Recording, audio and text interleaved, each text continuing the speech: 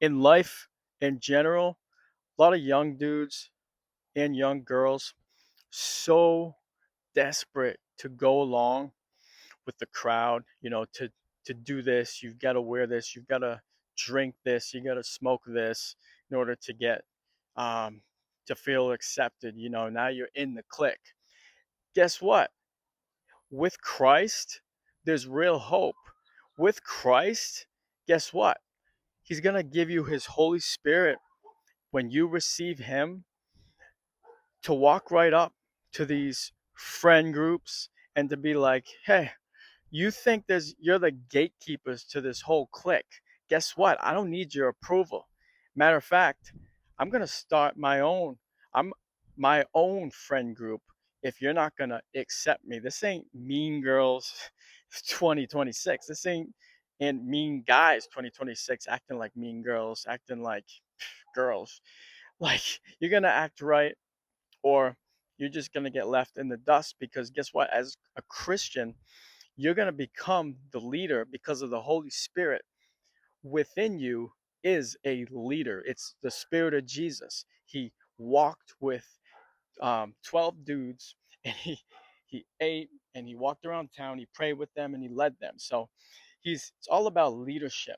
I mean, this is the young bucks that he was with. Essentially, he was one part mentor, one part father. I mean, one part rabbi to them, teacher. Um, I mean, so many things to them. So, in other words, he's giving you and I in this hour the holy boldness to not go along to get along, to not go with the flow. I mean, what is that anyway? I mean, you can go with the flow if it's fine, if it's not sin, if it's stuff that's not of value, of importance. But listen, when it comes to standing for what's right, that's where your leadership is going to come in through his Holy Spirit in you. That's where the holy boldness is that he's going to allow to be shown through your life like light, like the strong sun as it comes up and it rises or as it shines down, okay? And it's going to pave as you walk in that simple obedience. It's going to actually pave a path for others to see the light and be like, okay, if that's what it's like to live in the light, I want that. Actually, I don't want what the other crowd was doing. They say you got to smoke this, you got to drink this, you got to act like this. Like, what are you, a bunch of pigeons, or like what are you, a bunch of flamingos? You gotta act and look a certain way. You gotta be the same color to fit in. You gotta be the same color to be in the same friend group. You're like, what is this? It's a joke.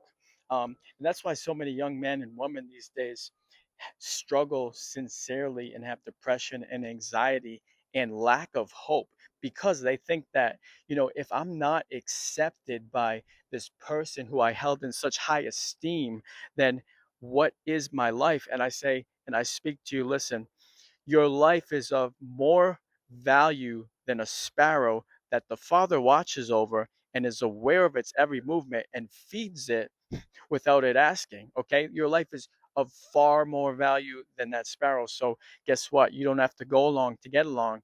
The Lord will actually send you the right friends. Okay. You just have to be patient and you just have to be yourself. Come on. You just have to be yourself. You don't have to bend down and bend over and bow to people who don't even honestly deserve your attention because they treat you like trash, okay?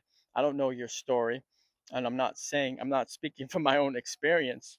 I'm just saying I struggle with insecurity of feeling like I'm not cool enough for this crowd, that crowd. That was my personal struggle. It wasn't being bullied in high school or anything like that. My struggle was me, my insecurity that I had to shed, honestly, by the Holy Spirit and by coming into who He made me to be and accepting that, accepting Him and His love for me. Okay. So I don't know your struggle, but I'm speaking right now to somebody and it's saying, Holy Spirit, thank you so much that you made them for more and they don't have to settle and live in the shallows, the kiddie pool of what they're capable of and what you've called them to.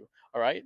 Believe that, but moreover, believe Him, believe God. Okay, because what I'm sharing is no less than his word and his encouragement of hope today for somebody, because you're just feeling like you don't have much to give anymore, and you've tried to fit in, okay? And you've tried to, and you've lost hope, and you're struggling within.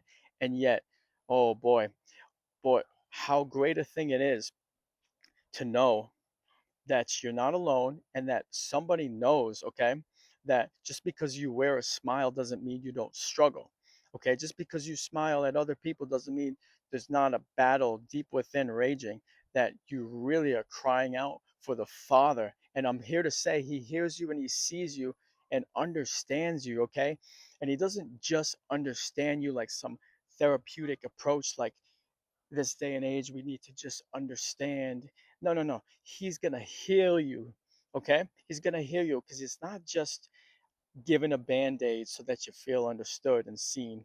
It's good that he's gonna heal you with his Holy Spirit power, okay, with his own Holy Spirit in his presence. So I say that to encourage you and to fan into flame the embers of faith, and to leave you with that as you go into Friday and into this weekend. Be encouraged and be blessed.